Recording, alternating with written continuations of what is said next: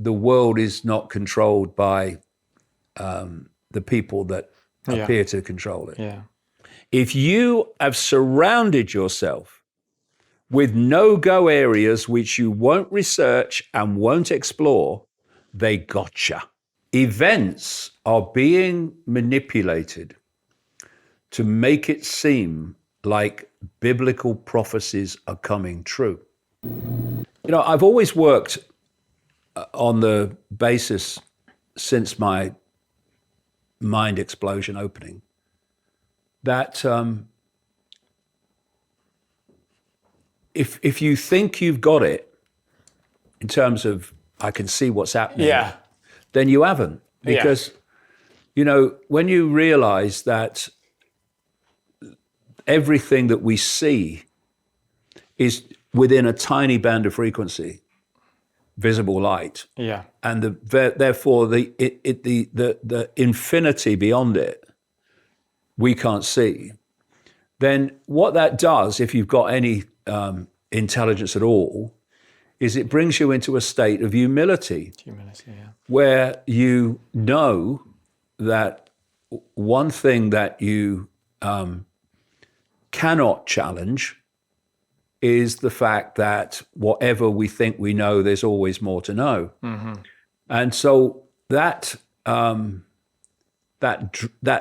perception drives you deeper and deeper in the rabbit hole, because you are aware that whatever you know or think you know, there's always more to know. So the question is always, okay, I think I've got this level of it, or at least you know, a lot of detail about what don't I know. Yeah. And it's like Socrates in ancient Greece is supposed to have said that to know is to know you know nothing. Yeah. Wisdom is knowing how little we know. And what I've seen, for instance, in the alternative media, which has regressed dramatically since the COVID hoax, in my view, at least the central core of it has, is it's coagulated around the idea that it does know. Yeah. And that is basically Christian-infused right-wing politics, which is all around Trump and Musk. That's now become the alternative media mainstream. Yeah. And it's a joke for me. It's an unfunny joke, because I think it's very dangerous, because it's so limiting and so myopic. It doesn't understand what the scale of what's actually going on. Yeah. But it's pulling lots of people in to believe that, you know, Trump's the savior. Well, I watched your Delling poll, and I thought that was fascinating, because Delling poll obviously he's got a profile, he's got a lot of followers, and everything about his approach to his interaction with you seemed indicative of what's wrong with the truth movement. Exactly. He was fixed in his opinion. He was emotionally triggered by what you were saying, because it didn't fit within his mental creation, that his Christian sort of worldview, and I think that is a big problem with the truth movement at the moment. Massive. Delling poll actually that night was you're right to raise it, because it was a classic example of everything that's wrong with what they call the truth movement. Yeah. Because the big problem with the truth movement is it doesn't want the truth. Yeah. Yeah. It wants its truth. Yeah. Which is not the same thing. It has regressed. I mean, there was no truth movement. There was no alternative media. For a long time after I started out, there was just a few disparate individuals putting out stuff to next to nobody. You know, there was no internet even when we started. And then 9/11, I think, was the big thing that brought some kind of movement together, didn't it? Yeah, that was a big factor in starting to develop. And no one was more delighted than me. I mean, my attitude is the more people are putting this information out, the better. But since COVID, which had enormous potential to awaken a lot of people to at least the level of understanding that those that appear to be controlling the world are not the ones controlling it. And a lot of people did wake up as a result. And, you look at what I call this global cult, this global network of secret societies that's driving the direction of the world to more and more dystopia, centralization of power. And, the COVID thing was a big step on that road, but they would have known, because they are stupid, idiots, morons, buffoons from a big picture point of view, because they wouldn't do what they're doing if they weren't. Yeah. But what they are is brilliant and very, very clever at manipulating perception, thus behavior, and predicting that if you provide stimulus A, you're going to get mass public reaction B. So they would have known from that, on that basis, that a lot of people were going to be consumed by the COVID hoax, but a very significant number were going to be awakened by it. So you look at it and you think, well, we can't put the genie back in the bottle totally, because too many people have seen too much. Yeah. But what we can do is we can stop it getting out anymore. And what's happened with the alternative media is lots of people came out of the mainstream into the alternative media. Russell Brand, Tucker Carlson, to a large extent, Joe Rogan, who's a mate of Elon Musk. And they've coagulated around the Trump phenomenon. Basically, it's right-wing Christianity or versions of one or the other, or both, in terms of brand. And they have focused attention upon Trump and Musk, and the answer is a different kind of politics, when politics is part of the problem. But what politics is there for is to persuade billions of people who collectively could bring this house of cards down overnight through non-cooperation with their own enslavement. They are manipulated to give their power away for 4 or 5 years at a time to some party or some individual. And then they do what they like for the next 4 or 5 years until you get another chance to pick another fake savior. And so what's happened is the alternative media has regressed from the understanding before that we live in one-party states and you've got the right and the left, but if you go back in the shadows, they're controlled by the same force, to left bad, right good. And it's well, that's probably because that is for the first time in modern history that we've been given that superficial hope, isn't it? That something seems like it's shifting away from that there is a move perhaps towards a more libertarian freedom mind that it, it hints at, but like you say, it's a sort of Trojan horse in a way. Or hope is a very powerful manipulative tool. Yeah. Because hope, by definition, is always in the future. It's never in the now. Yeah. So you get people to accept things now in the hope that they're going to get better. But the hope is like a carousel horse. Doesn't matter how fast the carousel spins, you don't get any closer to the horse in front. Yeah. Hope's always in the future. They have something in this global cult network that I call designer manipulation. So if you are trying to get to a particular outcome, then it's no good using the same manipulative techniques and the same approach on everybody, because you'll get some and you'll get nowhere with it with others. So you change the rhetoric and you change the excuses to fit the mentality you're trying to manipulate and pull on board. So if you look at the main, above all else, the main goal of this cult is the fusion of artificial intelligence and humans. In the words of Ray Kurzweil, the Google executive and so-called futurist, said some years ago, by 2030, humans will be connected to artificial intelligence, and then artificial intelligence from that point will do more and more of human thinking until human thinking is negligible. What he means is deleted. Mm-hmm.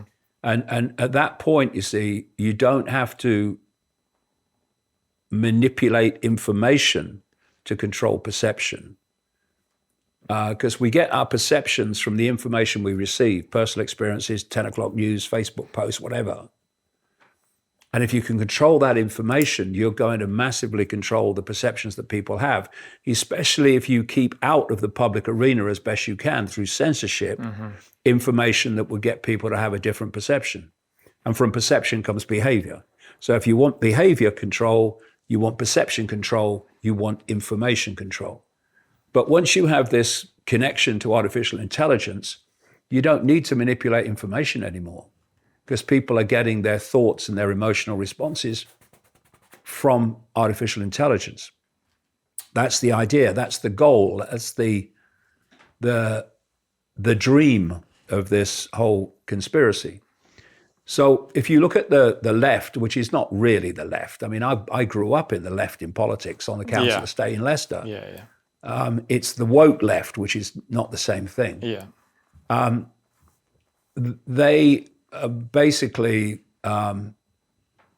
enormous numbers of them have grown up in this technological age. Others have kind of bought into it as well. And so they are very open to the hard sell of human AI fusion, which is, as in Kurzweil's words, it will make us gods, it will make us superhuman. And so you use the hard sell of the Schwabs and the Gateses to approach that mentality. We'll make us gods. More and more advances in technology. Oh yeah, what's the latest? I'm going to get up at 4 o'clock in the morning because I'm going to get the latest iApple thing and all that stuff. But on the other side, in what's called the right, and the Christian right, you have people who are very skeptical about all that and very wary of the control potential of AI. So you don't approach them in the same way you approach them. What you do is you have a guy who I've been tracking, like I say, for many, many years, called Elon Musk. And he's ticking all the boxes of this agenda through the autonomous cars of Tesla and the brain chipping of Neuralink and the low orbit satellites of SpaceX, because what Ray Kurzweil said is humans will be connected by 2030 to the cloud via AI. And the cloud is an electromagnetically, technologically generated field, which is coming out of the 5G towers, the 4G towers, the 6G, 7G towers to come. But you can't create a global cloud of electromagnetic, an electromagnetic field that hits every inch of the planet from towers. You have to do it from space, from low orbit satellites particularly. And SpaceX is by far the biggest, the leader in putting up thousands of low orbit satellites, tens of thousands on the way. And that permission is being given to him by the Federal Communications Commission in America, the FCC. And as Trump has been picking his quote government for after January of 2025, he's picked as head of the FCC a big supporter of Elon Musk. Yeah. So Musk is going to get what he bloody likes. And so what Musk did, because the thing to understand about this global cult is it plays the long game. He doesn't make it up as it goes along. It might react to things that it wasn't expecting, although there ain't much that it's not expecting anymore. But it plays the long game. It will do something here, knowing that the real reason for that is here. Mm-hmm. This is why people like Aldous Huxley in Brave New World could predict technology like artificial womb technology that's now coming online. And he wrote that book where it came out in 1932. You had George Orwell talking about the telescreens and other forms of technological control in 1984, which was published in 1948, which now we have in the form of smart TVs, etc., which are really, there's a lot more in terms of that to come. Because this cult has one world, its world, and then you have the population's world. And in the world of the cult, very advanced information, technological information, the nature of reality information, where the world's being taken information, is passed on through the inner core, not Bill and Joe down the lodge, the inner core of this cult through the generations, which is why people like Aldous Huxley could know about technology back here that's now coming in. Yeah. Right?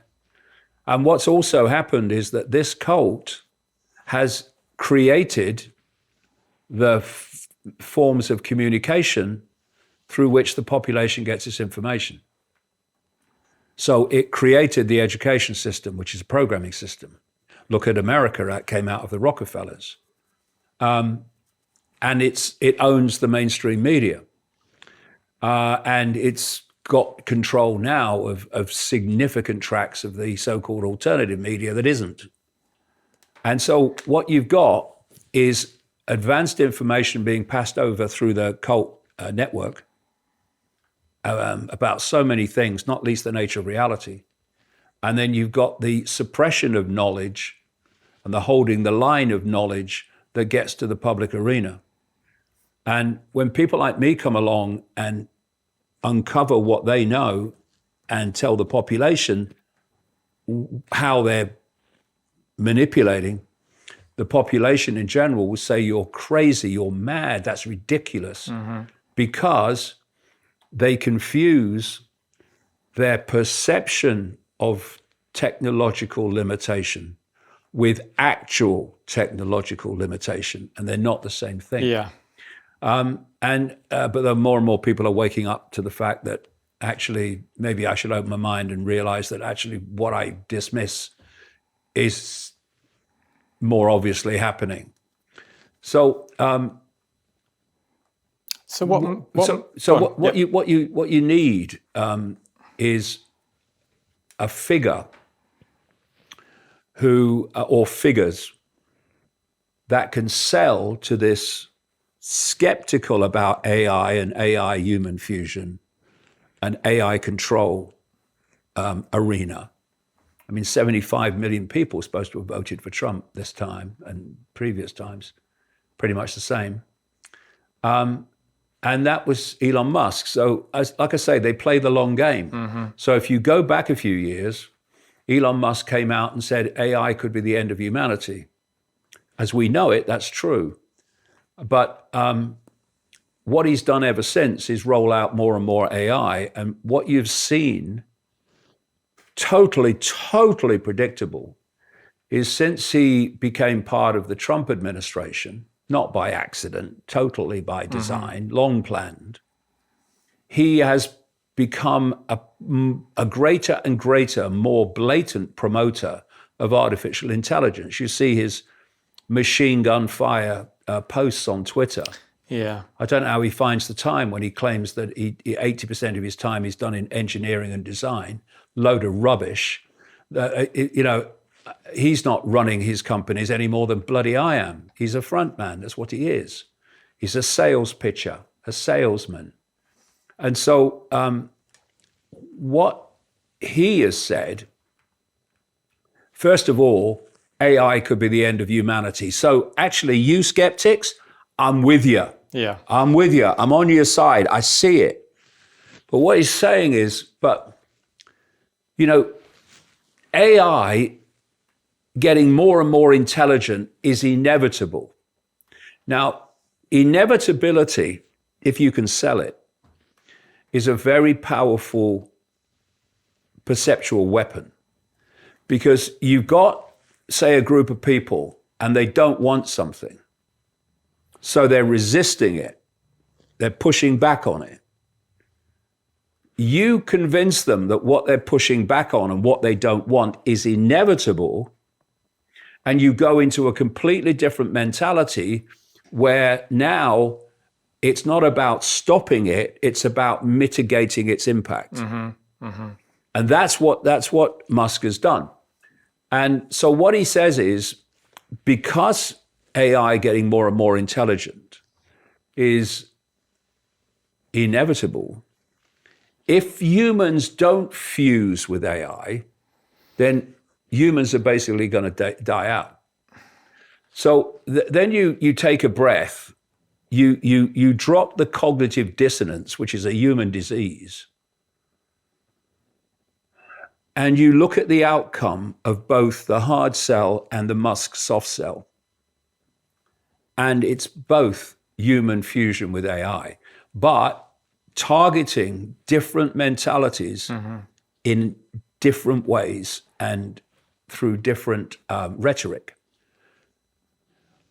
So when Musk bought Twitter, well, he didn't. He was allowed to buy it. And, you look at the shareholders of the holding company of Twitter, and you're talking about the Qataris and the Saudi Arabians and, real people that really care about free speech, but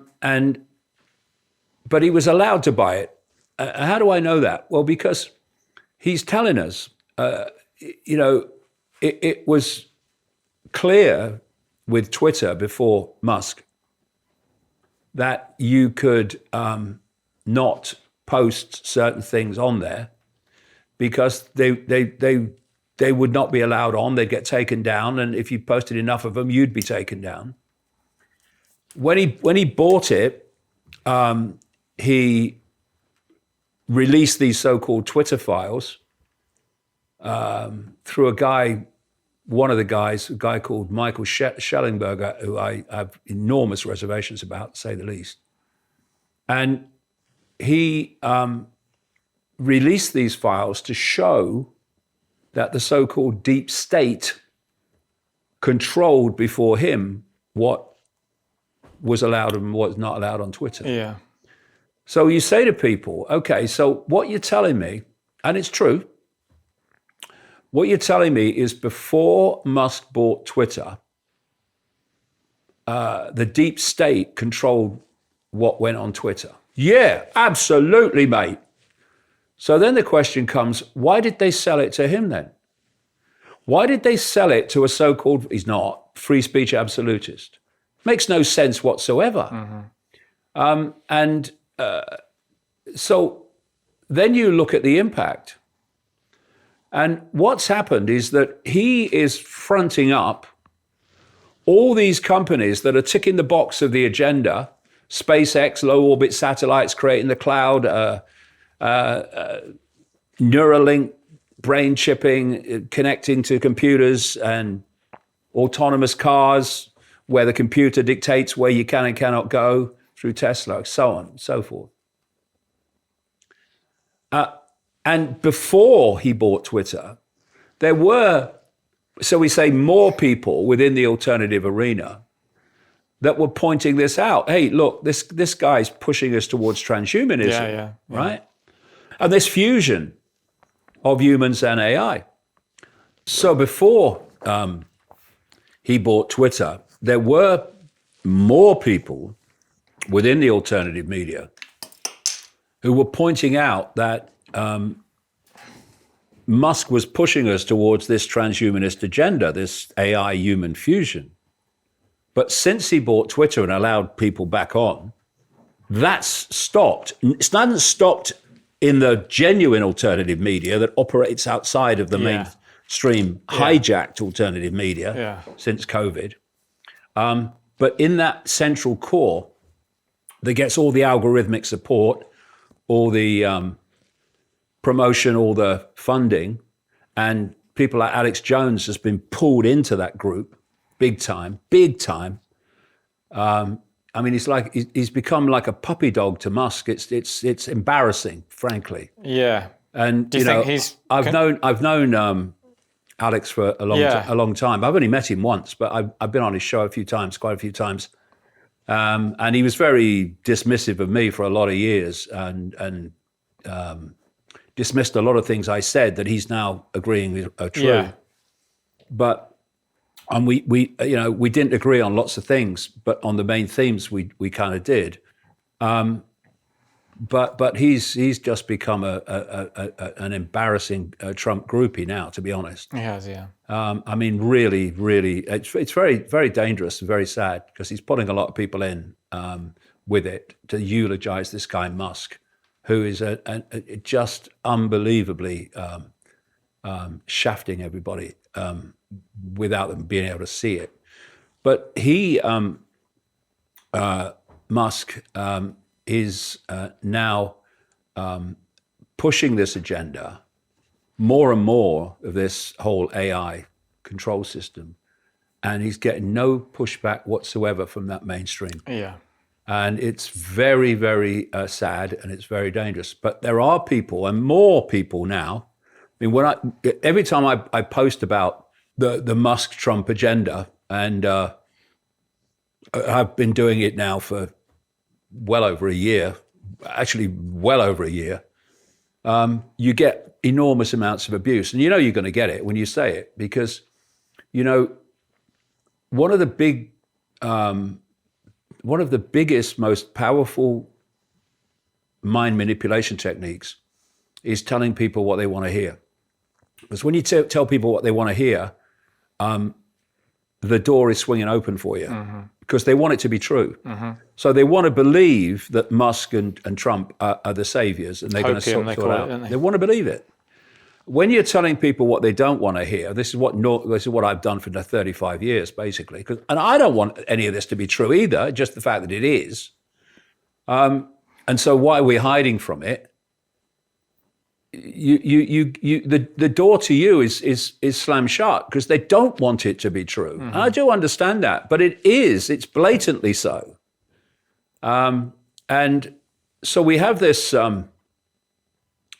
situation where Musk is now on the inside of the Trump government, pushing an AI agenda, and around him and around Trump is this group of AI fusion billionaires like Peter Thiel and Mark Andreessen. Mark Andreessen, who blocked me on Twitter X for no reason. I never even mentioned him on Twitter X, but he blocked me anyway. And they're pushing this agenda. And, Peter Thiel is the political funder of J.D. Vance, the vice president upcoming with Trump. He's a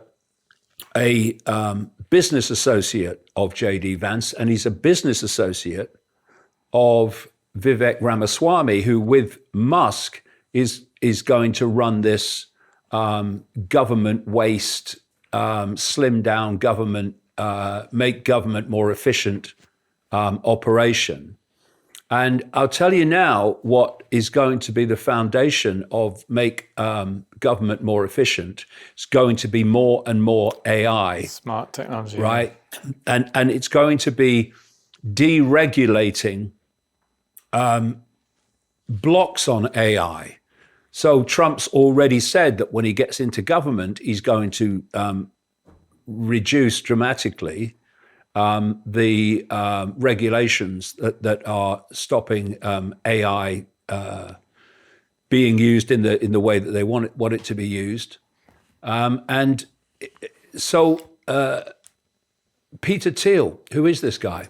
Well, we're told that the Trump administration is, quote, anti-globalist, i.e. anti-centralization of global power. Just so happens that Peter Thiel is on the steering committee of the Bilderberg Group, which since 1954 has been working to centrally globalize control of the world. And there's another guy on the steering committee of the Bilderberg Group called Alex Karp, who similarly is pushing this agenda of globalization. Mm-hmm. Just so happens that Alex Karp and Peter Thiel created something called Palantir, which is a company that was seed funded by the CIA, which provides surveillance and data processing technology for the intelligence networks and the Pentagon, and intelligence networks further afield than America. So you have this extraordinary contradiction between what the political wing is saying and what the people in the background are doing. And it's a gigantic scam to sell human AI fusion to what were before a skeptical audience. So he's just come out, Musk, and said that it is ridiculous, insane, I think is the word he used, for planes flown by pilots, military planes flown by pilots, to continue to be built when they should be using AI drones. Of course, AI drones is straight off the wish list of the global cult, the World Economic Forum, which is one of its agencies, like the Bilderberg Group. So you're pointing this out, and what you're doing is nothing different to what you've always done. What I've been doing for 35 years is researching what he's said, researching what he's claimed, and showing what's really happening. And what he's claimed is a smokescreen.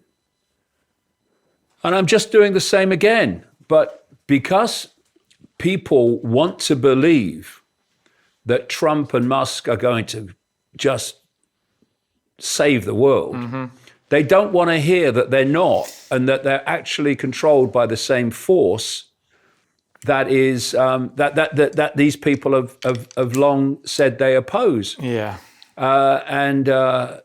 So, when you're pursuing the truth of what's happening in a world that doesn't want the truth, it wants the truth that it makes it feel good, you're always going to get abuse and dismissal. And you have to come to terms with that, as I did a very, very long time ago. You either tell people what they want to hear and get applause, or you tell people what they don't want to hear and get abuse. But I'm sorry, I'm not going to tell you what you want to hear if I don't believe it's true. And what happens in the end, it's been a story of my life, really, in the last 35 years, is you say this is what's happening, and people laugh at you, they ridicule you, and they abuse you. And then it happens, and people go, like at COVID, when COVID happened, people go in large numbers, "You were right then."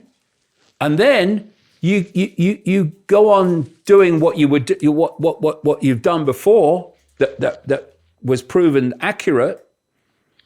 But now those that say, "Oh yeah, we were right then," now you're telling them more of what they don't want to hear, and you get the same process. And so what's going to happen during this this Trump Musk administration is people are going to see the truth of what's it's really all about, and they're going to go, well, yeah, well, he were right then.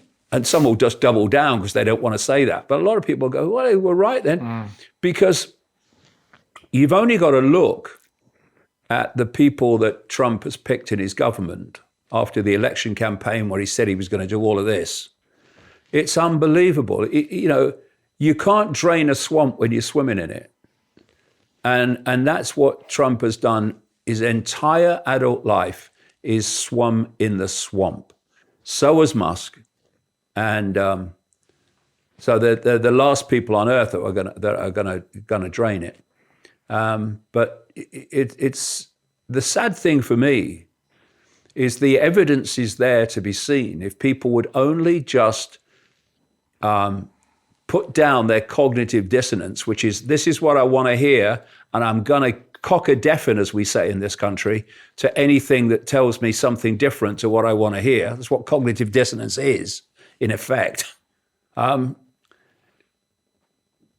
Once the cognitive dissonance is eroded by experience, then people will start to see actually they've been conned yet again.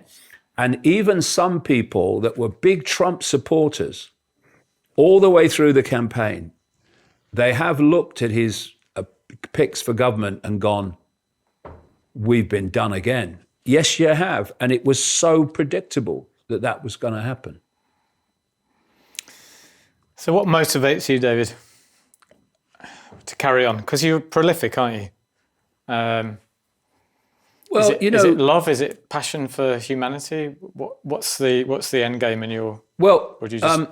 first of all, what you're trying to get people to realize is 8 billion people cannot be controlled by a handful, comparatively a handful, unless the 8 billion are fundamentally implicated in their own subservience, their own control, their own enslavement. And so you have 75 million people voted for Trump who gave their power to this guy who's now picked a government completely at odds with what he said he stood for and will have that power for the next 4 years. Whereas if 75 million people instead said, we're not going to cooperate with our own enslavement, then that enslavement would be very, very, very much more difficult to impose with 75 million people out of 350 million in America not cooperating.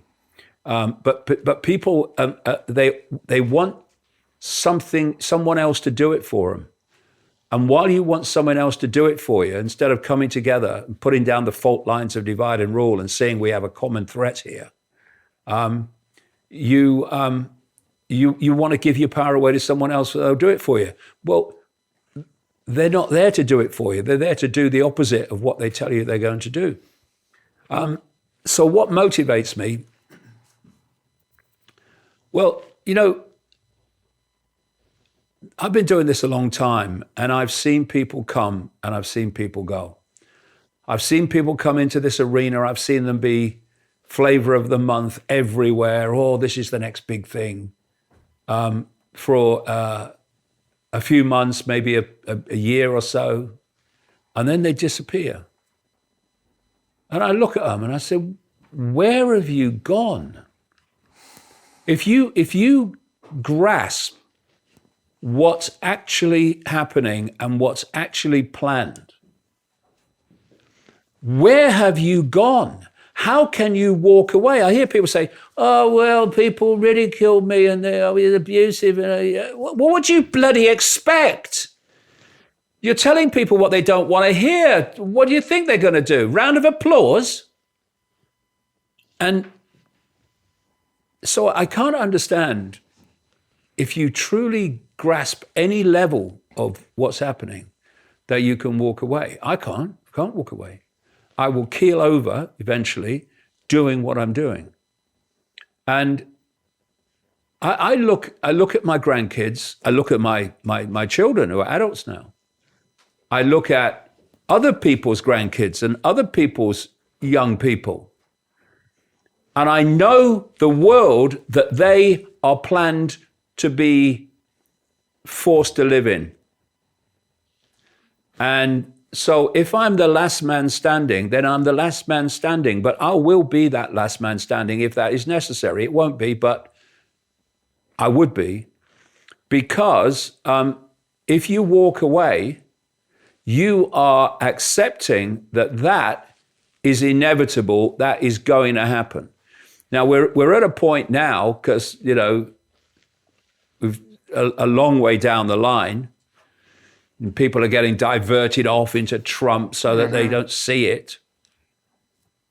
And it, you know, the timescale of this coming to fruition is getting shorter and shorter. We perceive time anyway. And so it's becoming more and more challenging, more and more of a challenge. But you can't give up. And, you know, the more that they seek to suppress me, the greater effort I will put in.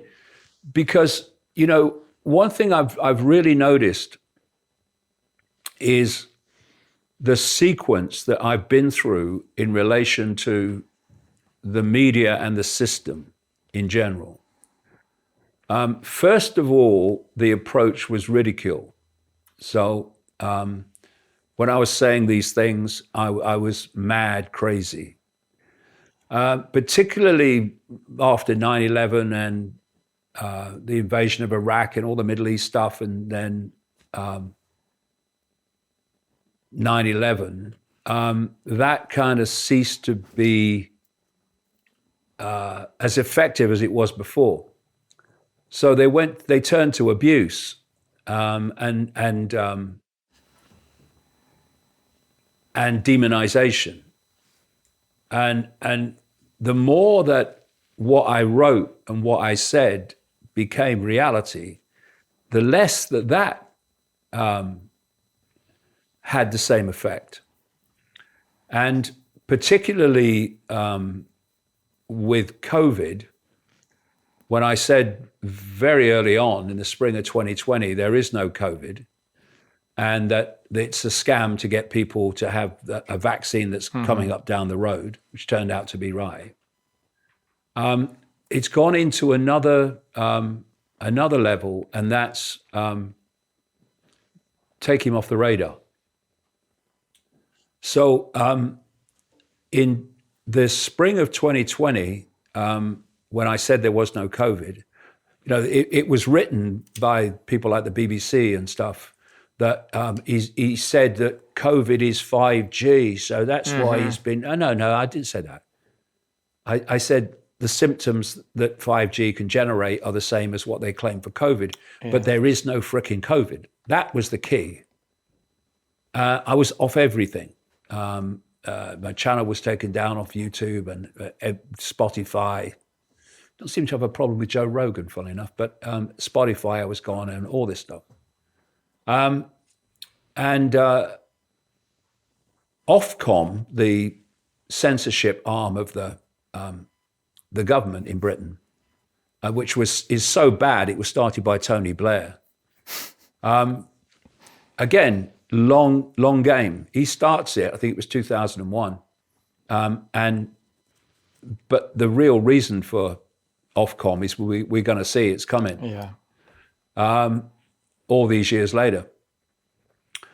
They, at the same time, approached the mainstream media and the broadcast media and basically said, in effect, you're not having this guy on because you're not broadcasting what this guy is saying, which means they're not having me on. And I've not been on the mainstream media ever since then. And I was still on from time to time, sometimes just to be ridiculed, sometimes to be taken a bit seriously here and there. And it always got big audiences because people are interested in the information. Yeah. But so Eamon, all that has stopped. Eamon Holmes had me on a couple of times. Didn't he? And then suddenly, no more.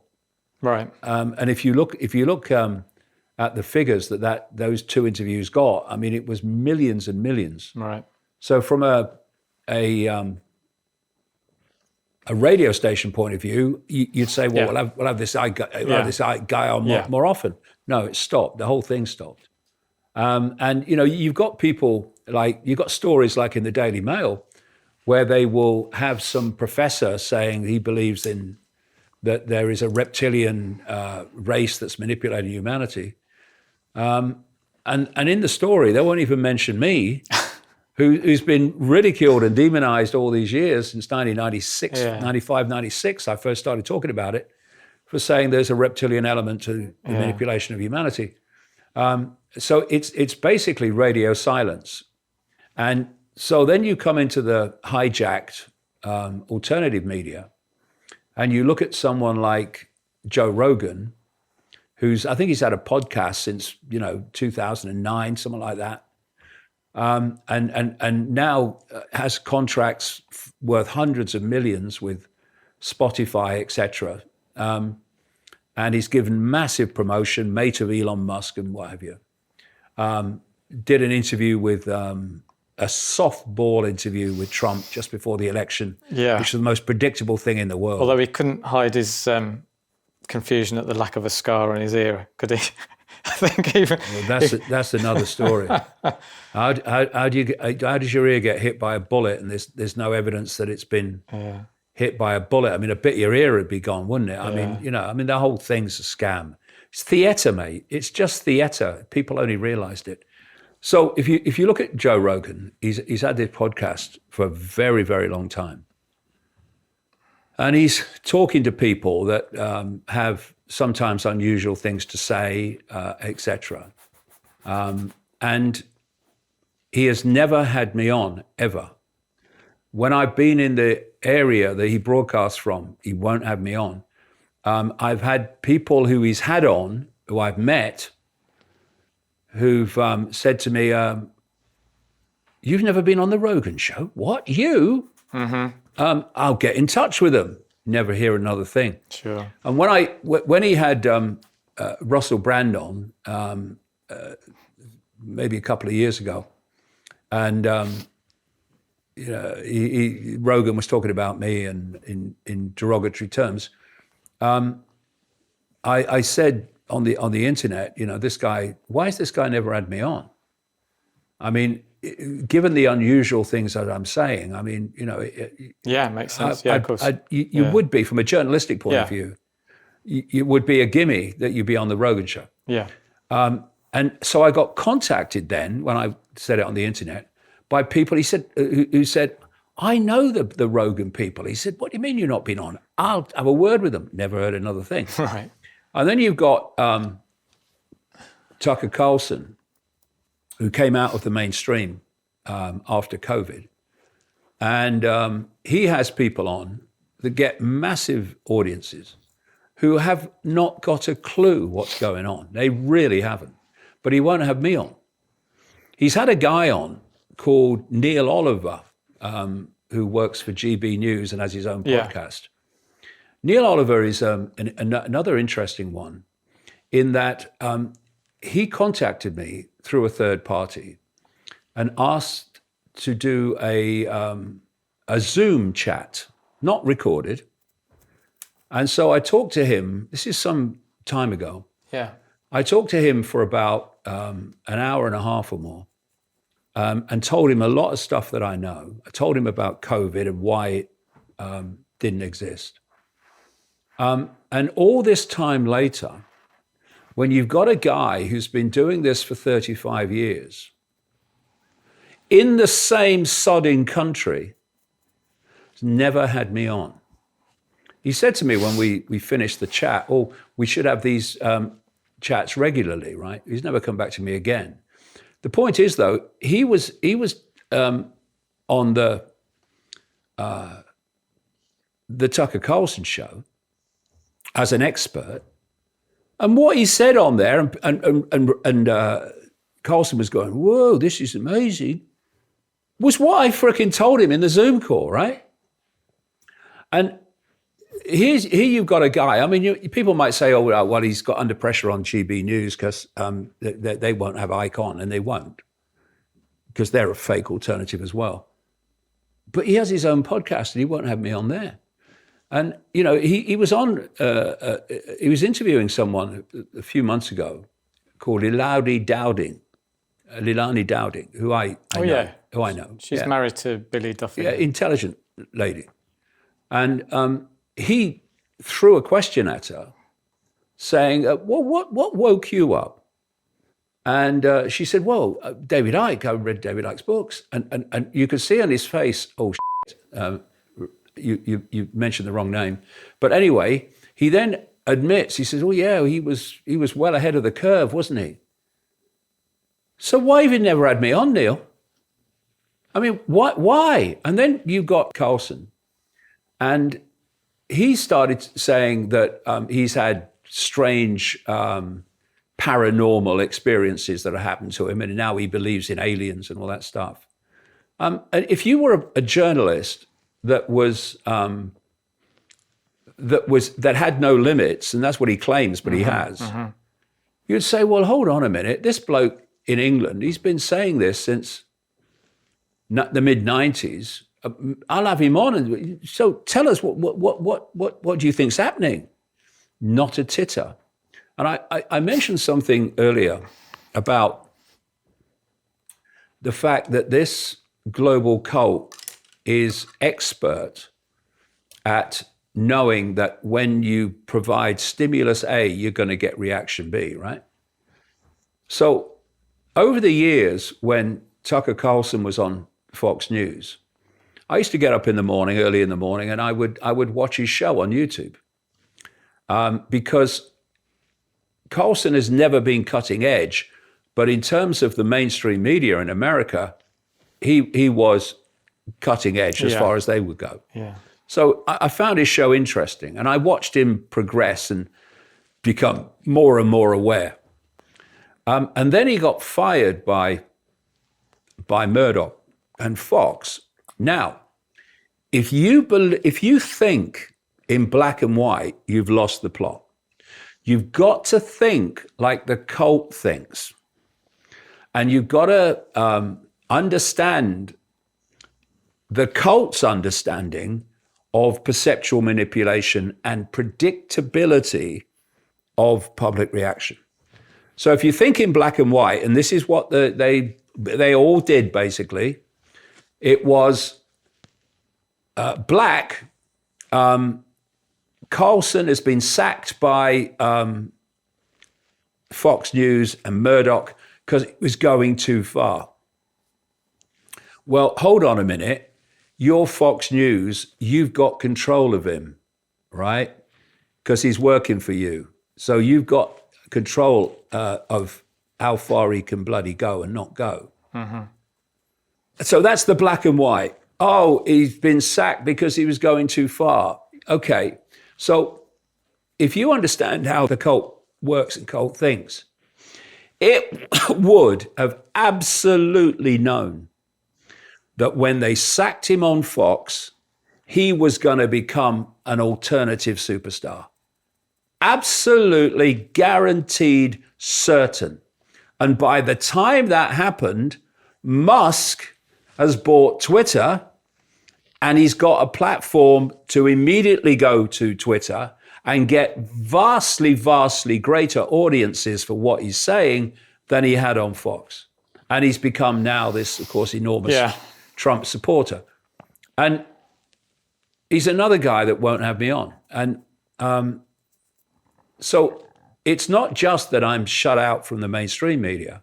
I'm shut out from the central mainstream of the alternative as well, which is comforting, really. And then you've got this other group outside of what I call the barricade, the myopia barricade. Yeah. This is the conspiracy. Trump's the savior, Musk's savior. You've got real proper journalists, alternative journalists, who are prepared to pursue the truth for the truth's sake.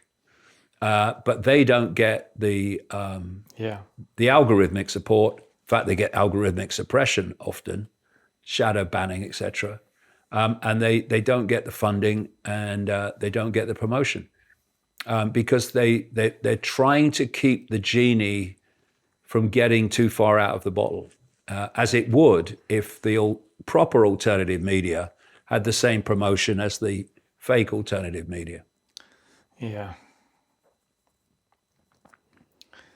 What about, I've got to ask you this, because it's a bit of a pet interest of mine. Is Flat Earth a psyop designed to ridicule the truth movement? Well, what I've done since Betty Shine in 1990 is I've followed my intuition, and I've gone where it's led me to go, and it's kind of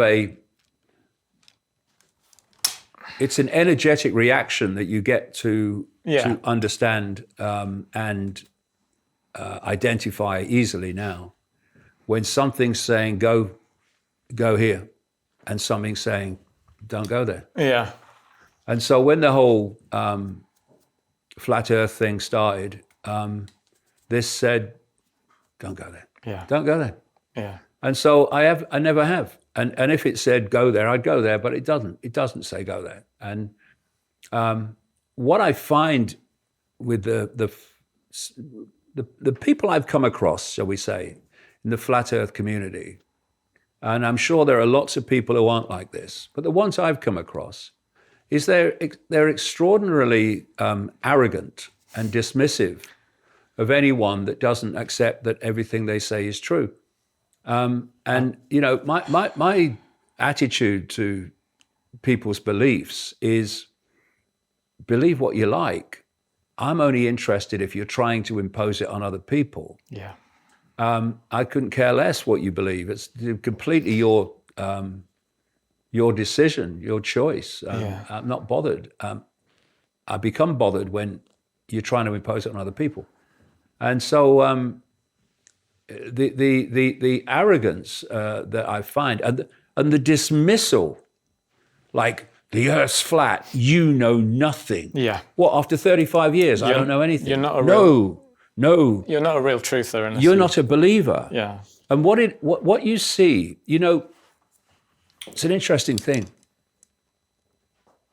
People talk about religion, and I've never been into religion all my life, and I thank God I haven't been. But was that an irony? Not really. But religion can be perceived as belief in what religions believe in, but actually it's a blueprint mentality. Mm-hmm. And so there are religions everywhere that don't appear to be religions. So the flat Earth is a religion. You are part of the group, or you're a blasphemer if you don't. Not only you don't believe it, but you just don't want to go there. You don't feel to go there. If you believe it's flat, you're good on you. Yeah. I'm not saying you must believe it's not. I'm saying believe it if you want, but at least have some humility and think that other people might have a different view, without actually being shills. Exactly. Yeah. You're a shill. Yeah. Why am I a shill? Because you don't believe what you I disagree do. with right? me. Okay. Exactly. Usual thing. What have I just described? I've just described religion.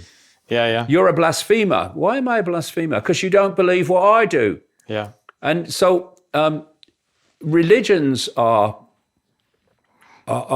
very powerful perceptual manipulation tools for this reason. And another religion, by the way, is human-caused climate change. It's another complete bloody religion, where you have blasphemers that don't believe in the hoax. But so you look at religion, and I'm talking about religion in the widest sense, the blueprint, which includes others that don't seem to be religions. Yeah. And what they create, what any rigid belief system that cannot be questioned creates are no-go areas, massive no-go areas, where if you believe like in Christianity or in Islam or in Hinduism, there will be vast areas where you cannot explore because it's outside the belief system of the religion. And this will be the same with human-caused climate change. This will be the same with the flat earth and all these rigid belief systems, which means what you're doing with your belief system, and it doesn't mean you can't have, this is the way I see it now. Yeah. But, okay, wisdom is knowing how little we know. So do you think there's nothing more to know than what you believe now? So just be fluid and let the information be your guide, not preconceived idea and belief. So if people say, oh, well, I believe this now, but I'm open to other things, then that's not a problem. Yeah. In uncertain times, one asset continues to rise, and that's gold. More than just a precious metal, gold is a globally recognized Tier 1 asset with no counterparty risk. Its history of preserving value during turbulent periods makes it a trusted store of wealth, and with central banks and nation-states buying record vaults, it's clear gold is more than an investment, it's financial security. Secure yours today with Knights Bullion. Visit knightsbullion.com or call 01789 266 595.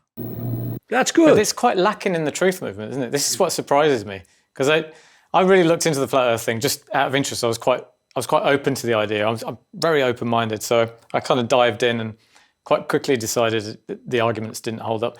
But that's not a problem. I'm not really interested in discussing flat earth. But what I'm interested in is how it provokes such strong emotion in people who are supposedly truth seekers. And I think that's a shame. And it's similar going back to the Delling poll, how even within the movement, really, have people shifted their mentality that much, or have they just shifted into another set of beliefs? You know, I'm not saying, I'm not being negative. I mean, people have moved. Well, I've described it like this. To some extent, obviously. We live in ultimately in an infinity of possibility. You know, when people say, they talk about the infinite, or what they call God being all that is, has been, and ever can be, the five senses say that's impossible. You can't be all that is, has been, ever can be. But you can, with a simple phrase, all possibility.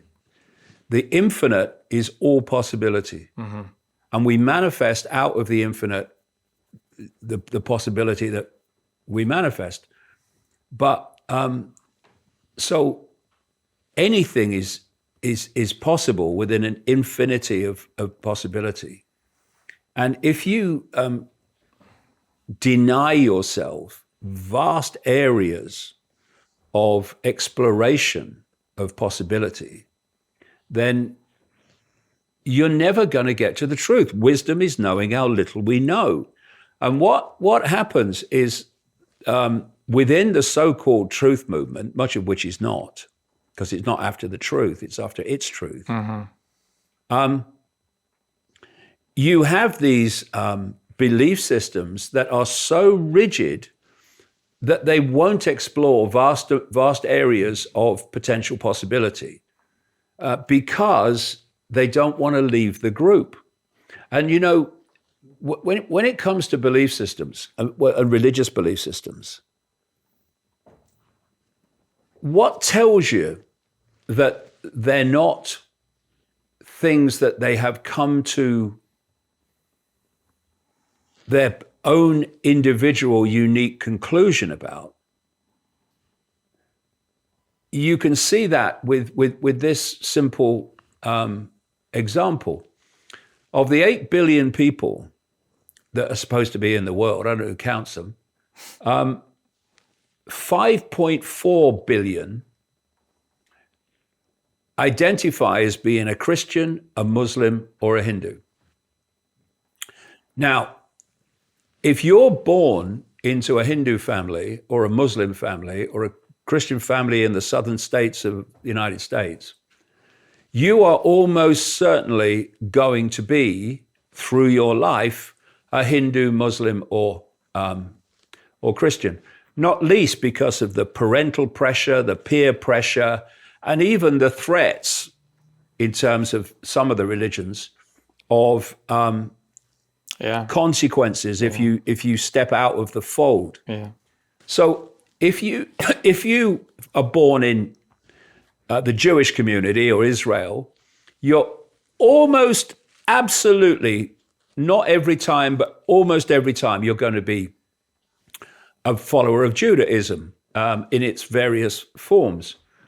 And what that tells you is this: they're not coming to their own conclusions. They're concluding their belief system from all they've ever known, how they've been brought up, how they've been programmed, what they've been told they must believe, often or else. And belief systems are like that. I mean, the woke belief system is a groupthink. They're all groupthinks. And people have this desire to be part of a group. I tell you, from when I was a nipper, a small kid, I had no, and still have no desire to be part of a group. None.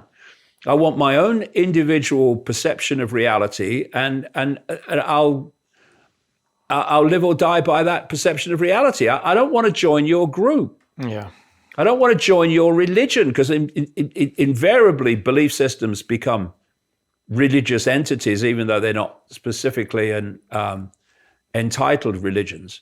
And it's this religious unquestioning, this is what I believe, repel all borders mentality that this cult absolutely loves, because if you have surrounded yourself with no-go areas which you won't research and won't explore, they gotcha. Yeah. They're not bothered what you believe, so long as you believe it rigidly and without question, because then they gotcha. Yeah.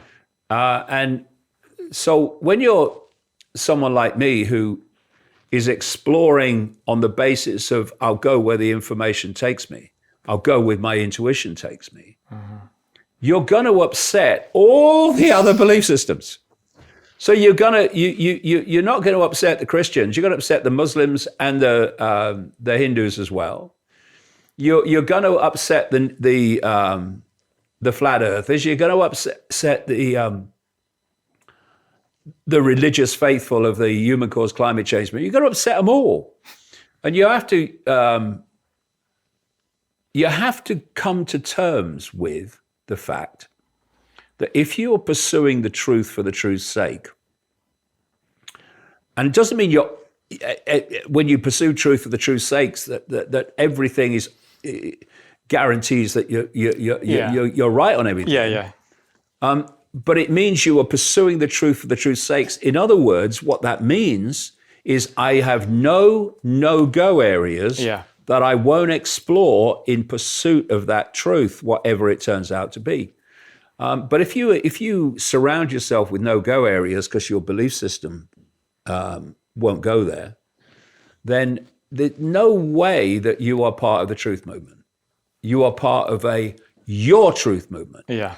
And this is why it's so limiting, so myopic, and so dangerous in terms of freedom and the truth, that the mainstream of the alternative media has become, in America particularly, but in other parts of the world as well, has become basically the Christian right. Yeah.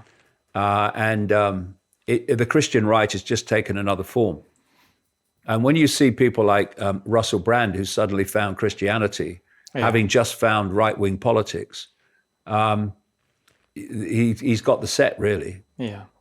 I've got a lot of friends in the Brighton movement, people who I love, good friends, who have gone from New Age, deep New Age kind of spiritual beliefs, probably not based on rational experience, perhaps more theoretical, and then they've jumped over to dogmatic Christianity, and I think it's just taken it. It's just as another. Well, that's an interesting thing that you put on. It's an interesting point you make there, mate, because I've come across that as well. There's this this movement, and I see it in people in a very extreme way, where they've gone from the New Age, which is another religion, by the way. Yeah. In many ways, New Age is the religion of denial. Don't want to face it. That have moved to extreme Christian. It is quite a thing, and there's a whole area which needs to be explored to understand much about current events. And that is that the Bible has been interpreted by the Jewish Christian alliance, shall we say, or the extreme parts of it, as a prophecy. So they have an Ezekiel prophecy about the rebuilding of the Solomon's temple on Temple Mount, as they call it, in Jerusalem, which is the site of the Al-Aqsa Mosque. Which, I mean, you've only got to look at that and think, well, crikey, you want to build a temple and demolish the mosque, right? And what's happening is events are being manipulated to make it seem like biblical prophecies are coming true.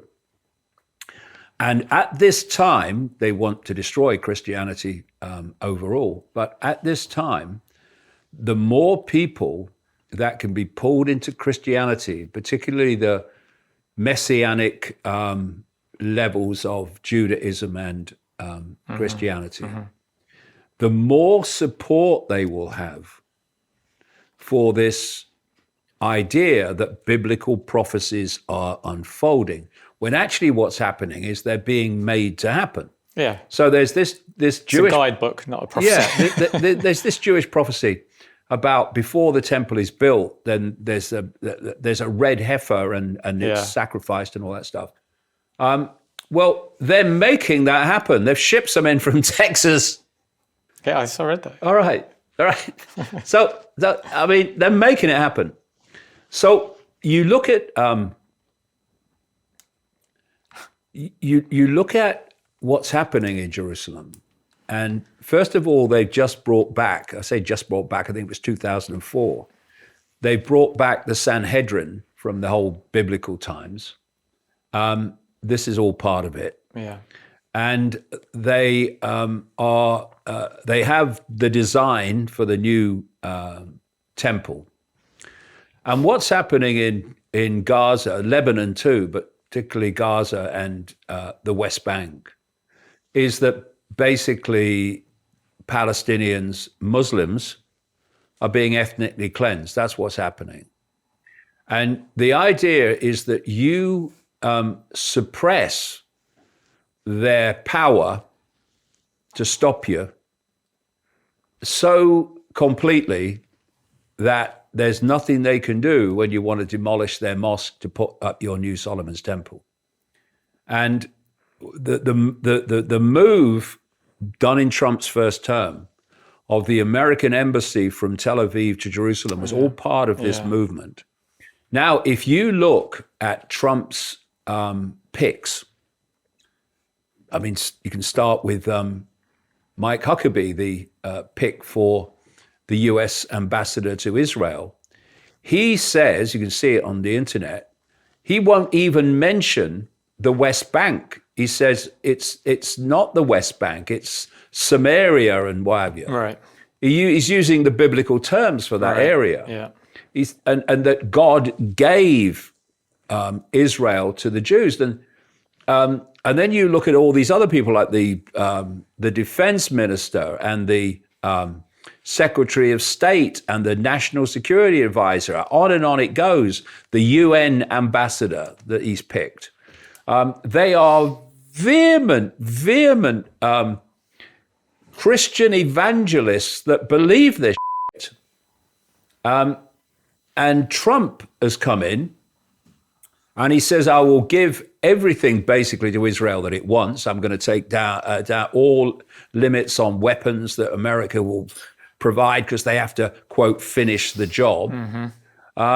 He talks about, I'm going to take America into a new golden age. The golden age is part of this whole fake prophecy stuff. And he is targeting Iran. This is why they're claiming that Iran is trying to assassinate him with a bullet that didn't affect his ear in any way. And so what you're going to see during the Trump administration, and of course Musk is owned by Israel, and a friend of Netanyahu. And if you look at the alternative media, mainstream, they're invariably Israel fanatics.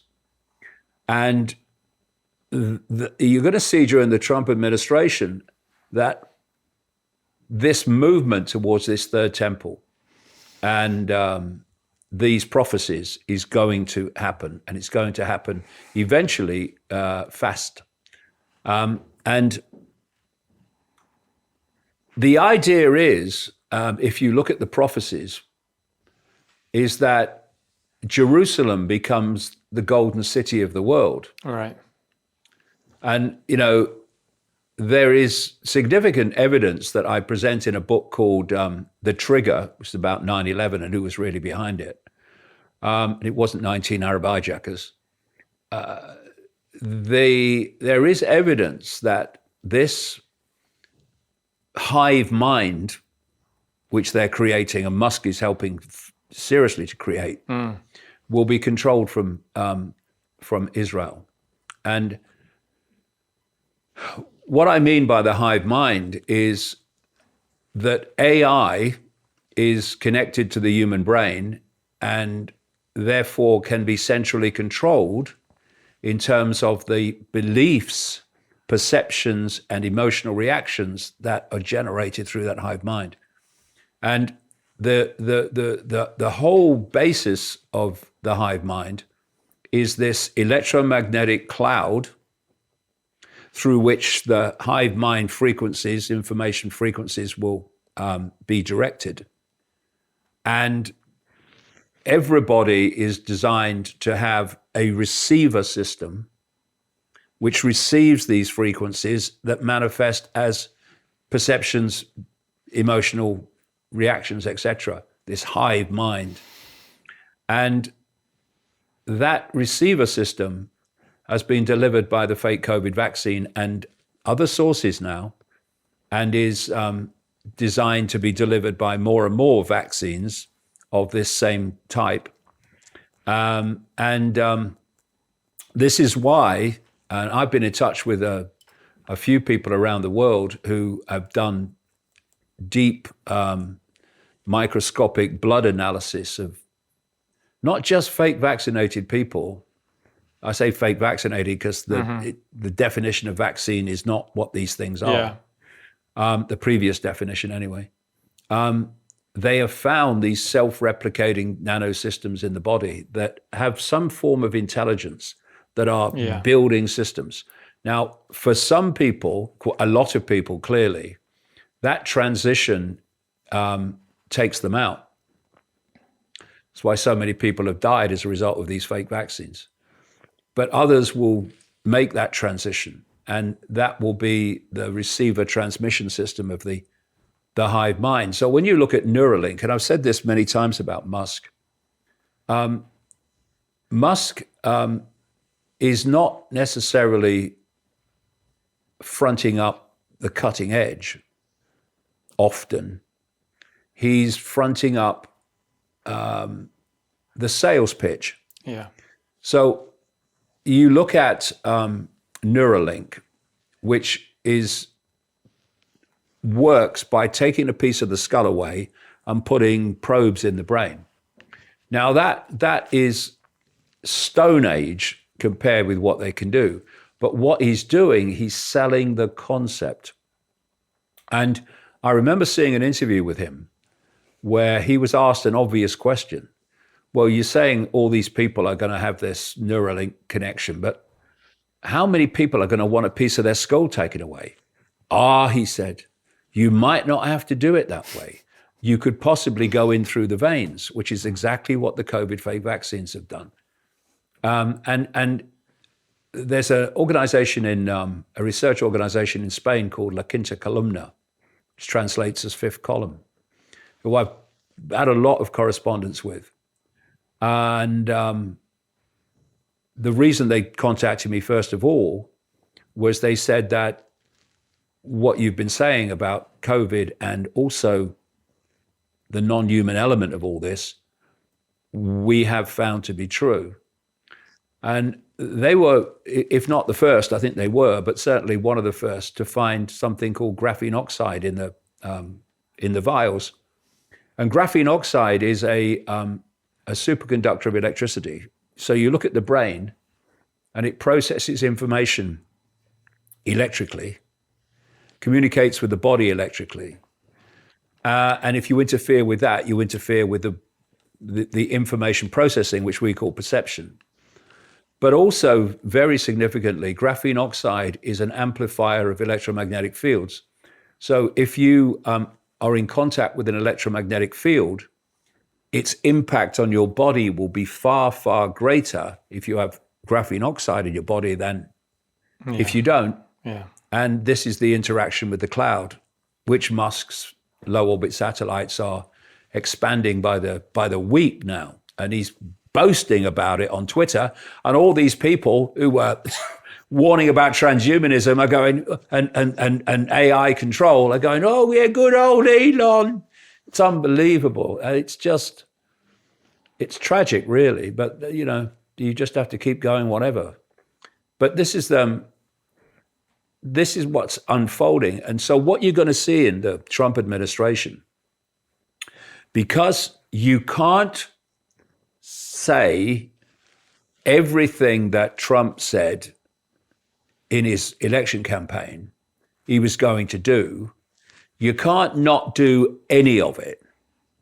So what you're going to see things happening that relate to the border, that maybe relate to climate change, that relate to woke and transgenderism, right? And the idea is to get his natural support to look at that and go, we're winning. And in the background, covered by that, you're going to see this AI control agenda and AI human fusion move forward at a fast pace, driven by Musk, by Ramaswamy, by Thiel, via Mark Andreessen, and all these other AI tech billionaires. So are we going to have a split society or a split timeline, or is this going to be some movement away, like people who accept this kind of reality? Are they going to somehow separate? I don't know. Well, become the Borg? What's happened with me is this constant awareness that whatever you know, there's always more to know. Yeah. This constant awareness of, or this constant question of, okay, I think I know this, but what don't I know? Yeah. What it does, it drives you deeper and deeper and deeper into the rabbit hole. And so it's taken me, first of all, in the early 90s, it was about the world is not controlled by the people that appear to control it. Yeah. From about the mid-90s, 95, 96, it was this non-human element overwhelmingly operating outside of human sight, which is almost everything. Then from just after the turn of the millennium, I had this overwhelming feeling. I mean, I'd thought about it before, but it really hit me that this reality is a simulation. It's an equivalent of a virtual reality computer game, a very, very advanced one. Yeah. Although the principles are the same. And I remember talking about that and writing about that. And of course, I looked around at the time to see if anyone else in the public arena was talking about this being a simulation. And at that time, I only found one other person in the public arena anyway, and that was a a guy called Professor Nick Bostrom at Oxford University, who had a different version that was coming to me, but at least the theme was the same. But from about 2016, 2017 onwards to now, more and more mainstream scientists have concluded that actually it does look like we're in a simulation. It explains so many mysteries of life become explainable once you realize it's a simulation. And so that I pushed on with that. And then, you know, where I've got to now is, you know, I've traveled a lot. I mean, I don't travel that much now. I'm banned from nearly 30 European countries, Australia, and lots of other countries if I try to get in them. But I have traveled a lot, 60 odd countries in my life. And what I've noticed is that in vast areas of the world, people aren't having a good time. They're trying to survive another day. More and more people in the West are doing that now. And so once I realized it was a simulation, and what was happening was consciousness was being manipulated into it and getting trapped in it. And I talk about why and all that stuff in other books. But my question was, I can understand how consciousness could be manipulated into this reality once. But given the life experience that the vast majority of people have, why the frickin' hell would you come back? And by this time, I was completely sold on the idea from the evidence that I'd seen over a long period of time that reincarnation was real. But what I didn't accept was reincarnation is about learning lessons to evolve, right? So my question, because I saw you speak about this recently. Yeah. And the thing that popped into my head, from a perspective of a soul who has come out of the body, come out of this dimension, and is looking at the earth and deciding whether to play that game again, potentially in the same way that people choose to watch horror films. You know, they know it's not real, so they can put themselves through that. I'm not saying I disagree with you or agree, but it did occur to me that might be one sort of way of answering that conundrum, that from that perspective, we know it's not real. Our soul is so connected with Source that we're prepared to go back in. But it's not, though. That's the point. The thing is, it can be, but it certainly doesn't have to be. What I studied over a long period of time are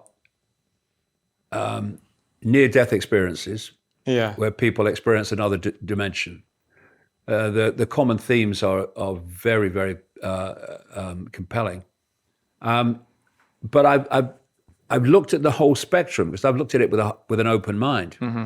And what I've concluded, and people have to read the books to see the evidence, particularly the reveal and the dream and the trap, that this is a trap, and that this simulation has other levels. It operates in a dimension that interpenetrates this one, called the astral in esoteric circles. And it's from the astral dimension, particularly the lower levels of the astral, which are very, very close in frequency terms to this one, that this whole conspiracy is being orchestrated from. When I started to realize that these rich and famous billionaires that are running the cult were doing sacrificial rituals, the same sacrificial rituals that the ancients were doing to the same gods, then you realize who the gods are, and there are these entities in this lower astral realm. That's who they're interacting with in the satanic rituals. They used to do it openly in the ancient world. Now they do it secretly. And when you put it all together and you look at the experiences of all these near-death experiences, my God, there's enormous numbers of them now. You realize that there's two basic levels. there's this level, the human level, which is an incredibly dense, energetically dense environment, which makes connection to out there very, very challenging. And that what this is basically is an environment to control perception, to control self-identity, so that we are basically generating low vibrational energy, what we call, fear and anxiety and depression and regret and all these hatred, all these things. They're low vibrational frequencies that are manifested by those emotional states. And these entities in this lower astral realm are in that frequency band of those low vibrational emotional and thought projections. And they're feeding off us. So they have no interest, higher up ones may, but these ones have no interest in a world of joy, a world of love, a world of happiness, a world of peace. They want constant generation of what has become known as loosh, this low vibrational energy.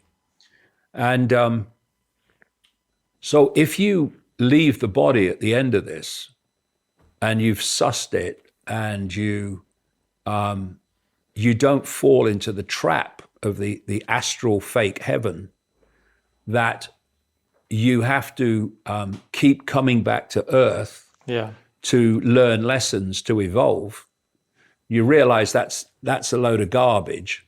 And there's religions that push that, so that when people of that religious belief leave the body, they're already, in the cycle of samsara, as they call it. Then if people sussed it, consciousness sussed it, then it wouldn't come back. So you don't want them to suss it. It's a trap. It's constantly reincarnating so that we continue to generate this loosh. And so things like wars and famine and suffering and deprivation and fear, they become an energetic source for these entities. It's a self-perpetuating system.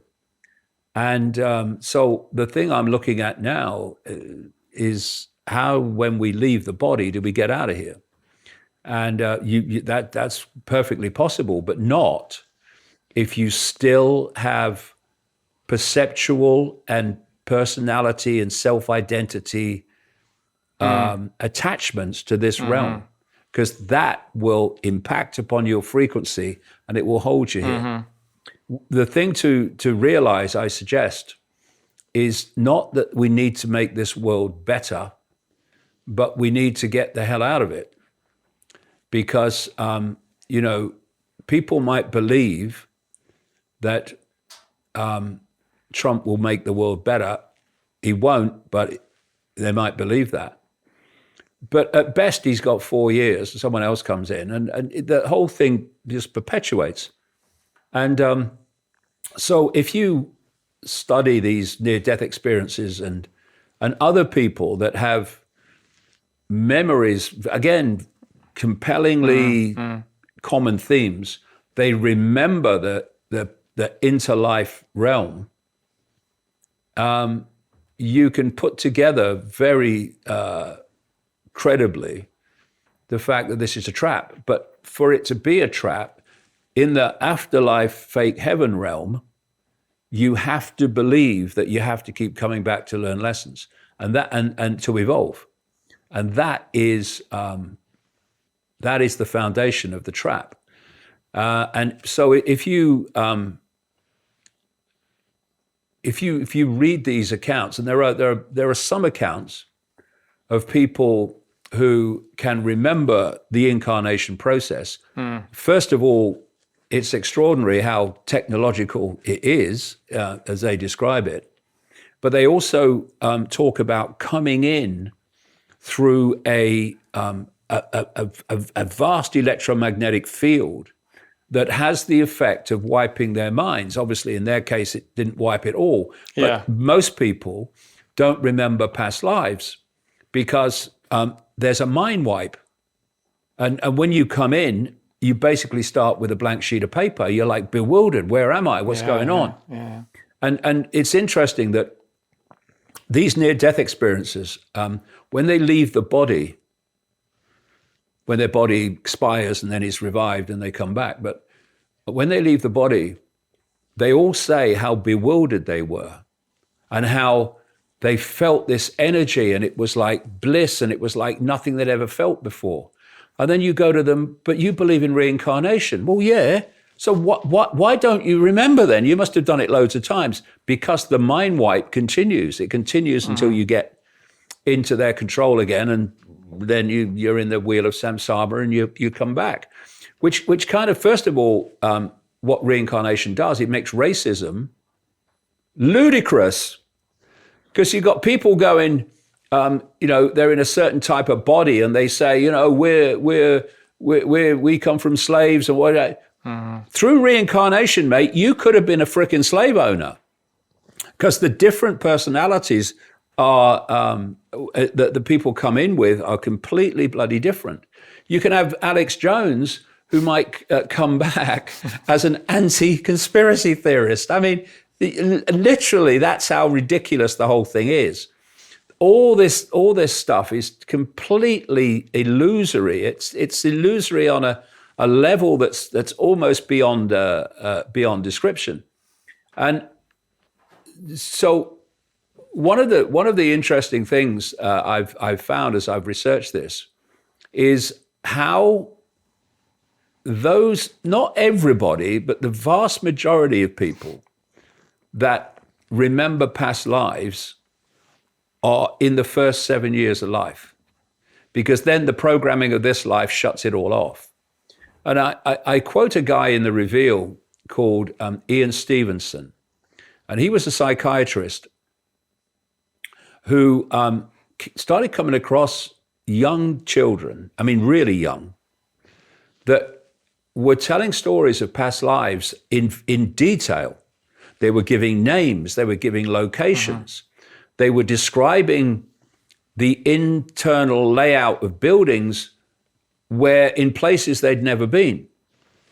And what he started doing, and he did thousands of, I think he died in 2007, he did thousands of studies on different children.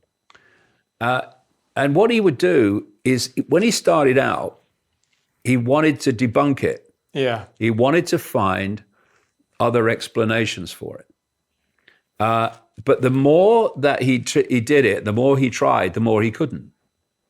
And he tells some incredible stories. I mean, I remember there was one, a little boy, who said that he was married into a family in another place. And this family, including what he said was his wife, was still alive. So he gets taken over to the family, who are obviously skeptical.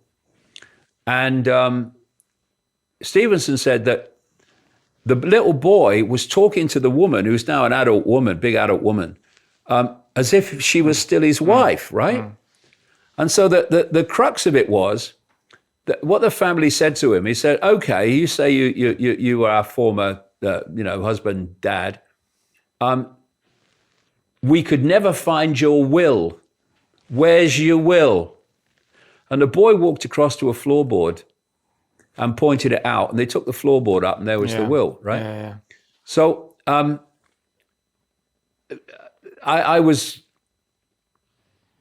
concluded that reincarnation is real.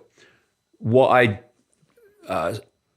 strongly challenge is that it's to learn lessons to evolve. No, it's a trap to keep us coming back here. And one of the important reasons to get across to people this trap is that if you can become aware before you die, you become aware of the trap, you can become aware of the way the trap works and the way the trap perception manipulation works when you leave the body. Well, when you leave the body, you're not going to fall for it. You're going to get out of here.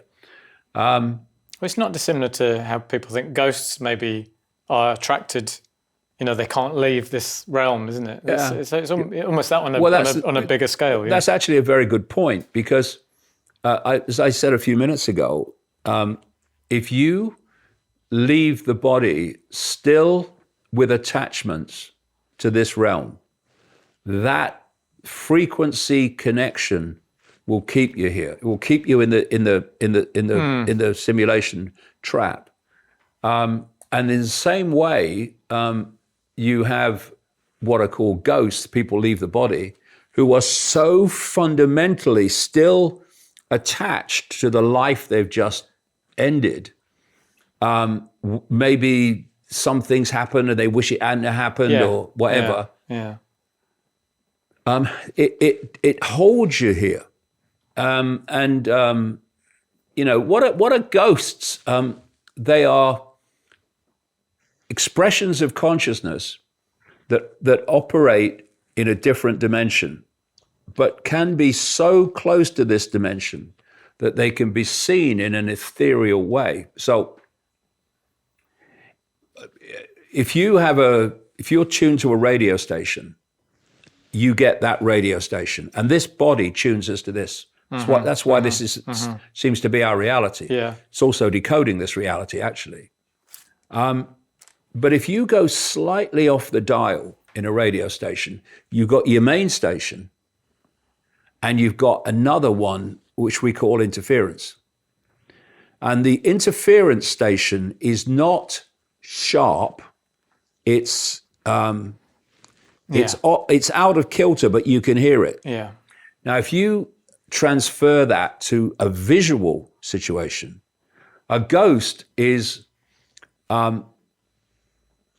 able to be seen because it's close enough to this reality to be seen in an ethereal way, i.e. an interference from a radio point of view.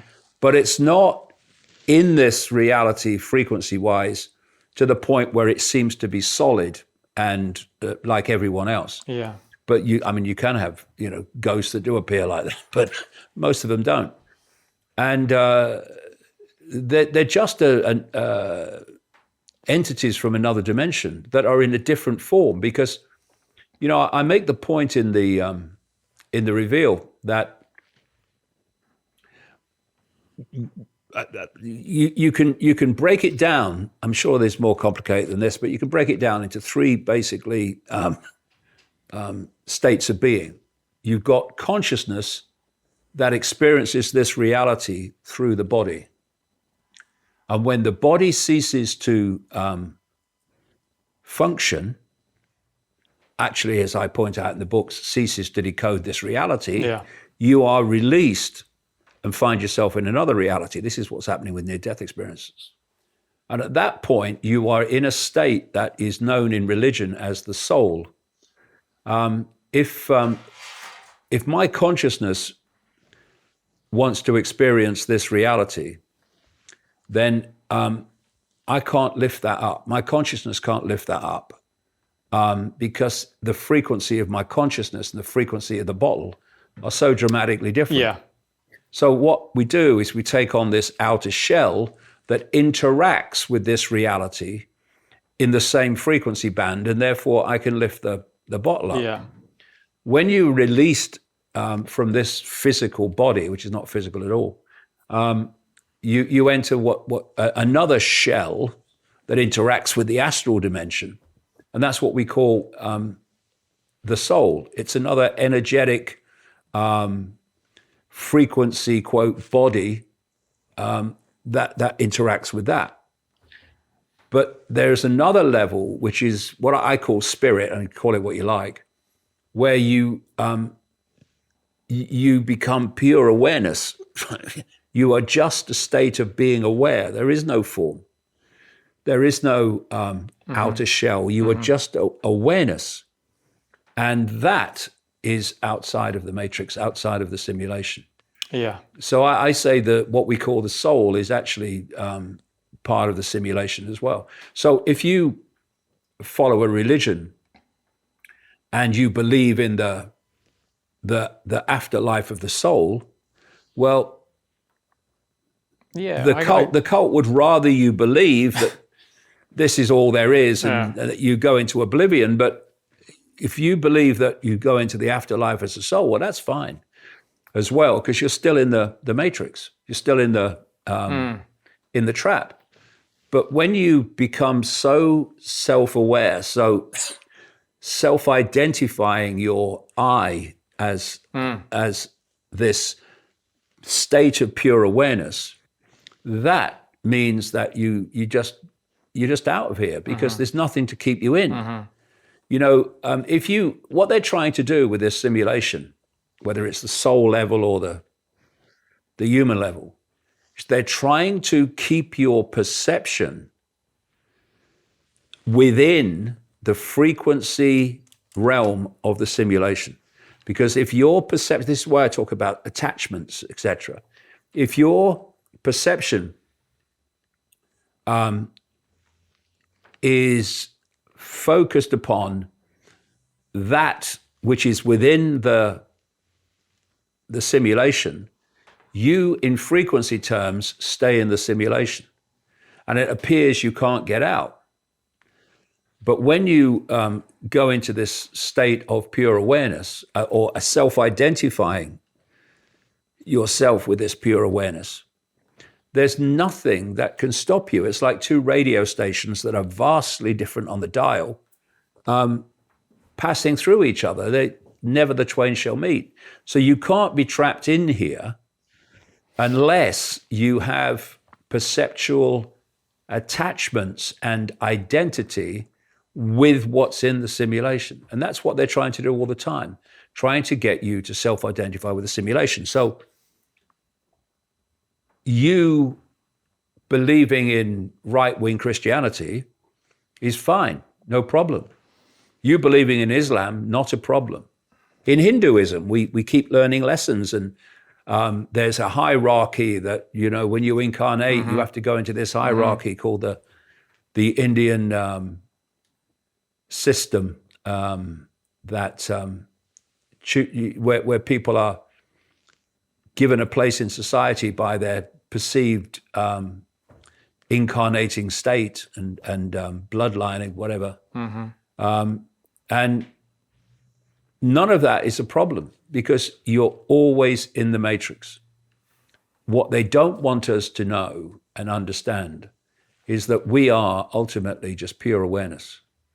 And that self-identity, and I don't mean conceptual self-identity, I mean knowing, completely lived self-identity, yeah, that will take you straight out here. And yeah. so, you know, what I would say is what we call the alternative media, the mainstream of it, is so far from understanding the nature of the game and the nature of the ultimate nature of the trap, that they will leave the body and they'll go into the wheel of samsara, and they'll come back as another personality in another life experience. And what I'm trying to do now is just say to people who are open to it, those who aren't, well, fair enough, no problem. Actually, the conspiracy ultimately, if you break it down and break it down and break it down, it's controlling your self-identity. So you either believe you are a human. We're not humans, that's an experience. We are consciousness having an experience. Yeah. You can believe you are a soul, but you're not. That's just another form of body that it lets you interact with the astral. And if you stay with those self-identities, you'll stay in the matrix, because your frequency will stay within the frequency band of the matrix. You realize that it's all nonsense. This is not a world to make better. This is a trap to get out of and go back into infinity. Then again, your perception of everything again dramatically goes through another vast shift of understanding. That's very, very hard for a lot of people to even open themselves to that possibility, of course isn't it? Because we're so attached to our individual, and our it's ego. meant to. Yeah. It's meant to. That's the whole point. Yeah. And it's such a mystery, that there's no conceptual way you can really grasp that, is there? It's about ultimate letting go, isn't it? Is it? Is that how it feels like? That is the ultimate letting go, isn't it? To say, even in that state of post-death, that you can say, actually, I'm not falling for possibly this trap. I'm letting go even of that. That's a lot. I think that's why people like say, Delingpole, when you've got so triggered, it's fundamentally shakes people's kind of intellectual framework, doesn't it? Yeah, the intellectual framework, the intellect, which is where most people in this world are coming from, and people, the system elevates the intellect. So something like Professor Richard Dawkins has got this great intellect, and people like Jordan Peterson, he's got this intellect. The intellect is the village idiot compared with consciousness beyond it. And this is why people like Richard Dawkins talk so much nonsense about the dismissal of any world beyond this one.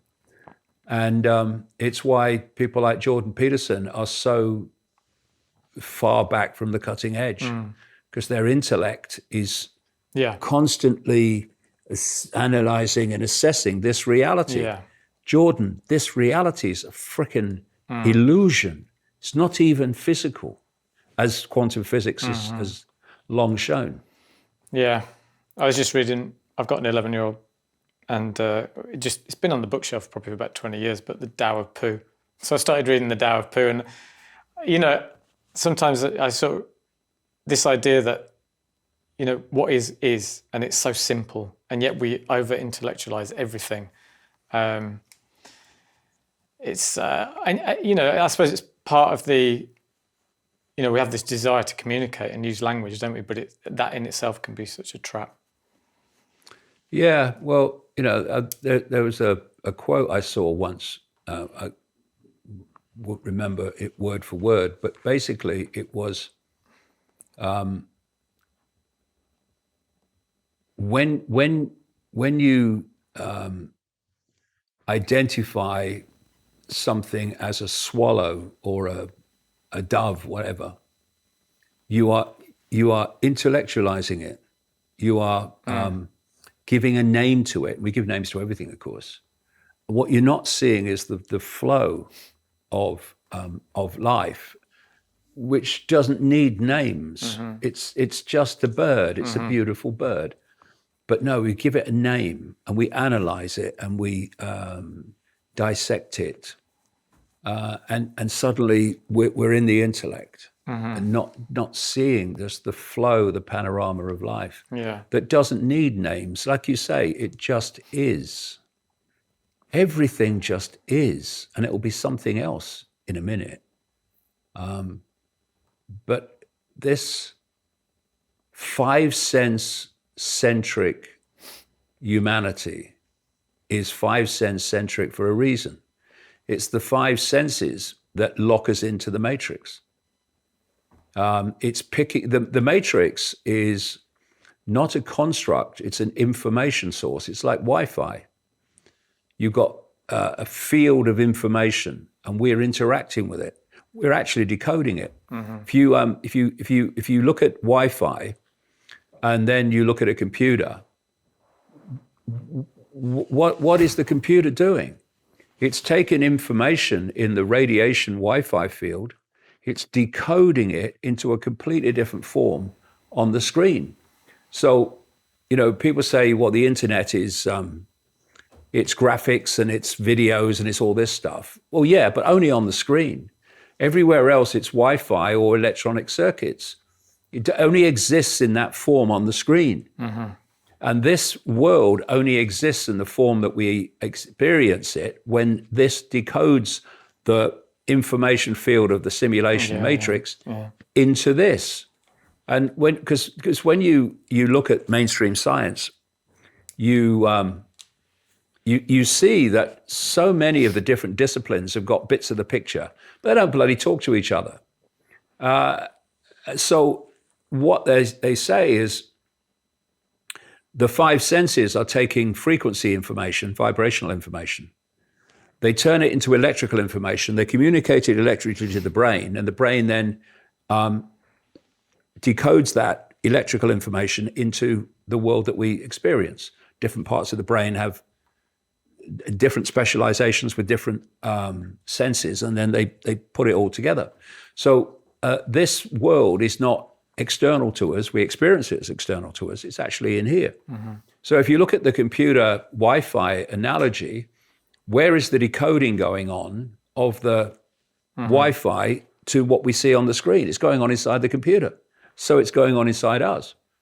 And if you can pass this knowledge on through the inner core of the secret society networks, the cult, and you keep it from the population, then you put the population immediately into a state of perceptual self-identity ignorance that will keep them in the box of not even understanding the very reality that they're experiencing.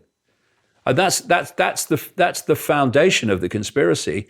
It's not the deep state. That's just the way the conspiracy expresses itself. Yeah. The fundamental level of the conspiracy is the very reality we're experiencing is nothing like what it appears to be. That's the real level of the conspiracy, plus the whole wheel of samsara thing. And this is why I've been so vehement and passionate about exposing the alternative media mainstream, because it's holding the line at right-wing politics when there's all this to know. And if we don't know all of this beyond that, then we stay in the trap. Yeah. Yeah. And I'd rather people not, but they can make a different choice if they want, I suppose. Before you move, can I take a couple of photos of you in that position? Yeah, sure. So I can get some in there. That's brilliant, David. Thank you. Thank you. Fantastic. I really enjoyed that. It was an absolute pleasure. Can I have a look then? I can't wait. Oh, yeah. Right. Whoa! I look a bit off, don't I? Oh, yeah. You know. I'm not, though. No, you don't look off. You look enigmatic and thoughtful. Do I? I think so. Yeah, I'm not off.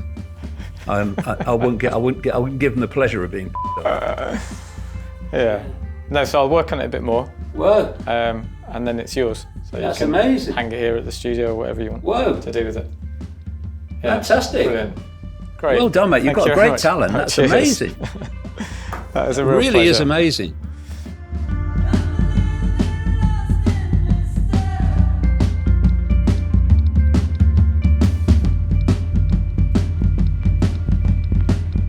We've created 100 signed limited edition Giclée prints of this portrait of David Icke.